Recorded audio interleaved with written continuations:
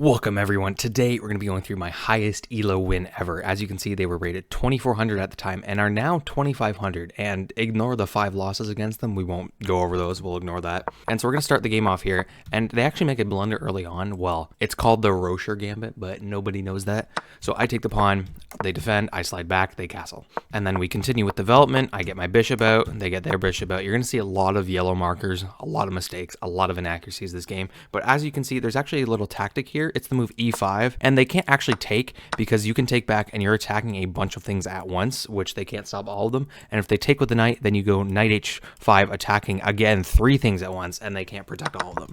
But of course, I did not see that. This is bullet and I am bad. So I instead play the move bishop g4. I trade, and I do what I always do against higher players, where I just try to trade everything and go into at least a drawable endgame. So I got the knight out, they get their knight out, take, slide the queen up, takes, and they don't want to trade the queens. So I push my f pawn, I centralize my queen, I centralize my rook, and I just decide I'm going to send all my pawns down the board. They don't take, so I'm just going to push, and then for some reason, I just decide to push everything. I go c6, I go a5, a4, a3. They don't take, so I go b5. So I'm just sending all of my pawns down the board to die and creating a huge pyramid here of pawns. But then at some point, I got to push through. So I shuffle my rooks around, bring my queen up. I slide the rook over again. And then I play this nice move c5 because I'm removing the defender of this pawn because this queen is going to be deflected away. And so I open up the position with more pressure on it than my opponent. So I bring the rook over, and they don't have enough time, so I can takes, and they don't want to trade, so I go a check, win this pawn. They get a pawn in return, but then I'm going to win the rest of the pawns. As you can see here, my goal is basically just to push this a pawn and get a promotion to a queen. So I bring the rook up, they can't defend, so we get takes, and then we get a trade. They slide their king, check, slide the pawn up, and it's totally lost. I have a -4 advantage. All I have to do is start running my king and get my king into the game, and we'll be fine. So they bring their king down, I bring my king, and then as soon as they played this move king e5, I should have gone e3 and the game's over, but I'm playing bullet and I'm bad, so of course I slide my king for some reason. I then actually slide it up, we get takes, and then they take, and then we get this move e2, and it is totally lost position. They slide their king, and all I have to do now is mate in 12. All I have to do is play this move rook b1, because if they take, then I promote to a queen, and if they take the pawn in this position, then I promote the other one to a queen, and it's still like mate in 9 in this position.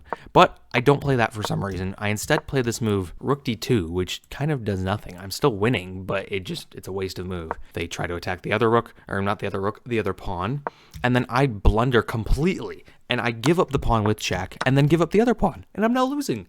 I went from like mate in 12 to losing position somehow because I suck at this game. So I give a check, it's even worse now. They get to my pawn, they give a check, they take, but then I actually take this pawn, and there's now a draw.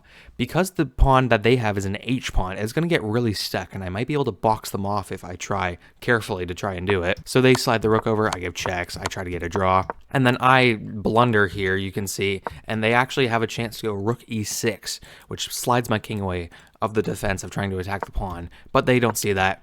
I blunder again, giving them the same idea, so they can do this again, and it's totally lost for black, and they're winning now, but they don't see it. Instead, it's now a draw, so I slide the king in the corner, I go here, and my opponent plays the final move of the game and blunders the entire game completely. See if you can find it here. There's only one move, and it's the move h6. The game is over, mate in 1 on the board. The king is stuck by his own pieces, and I am totally cutting him off here.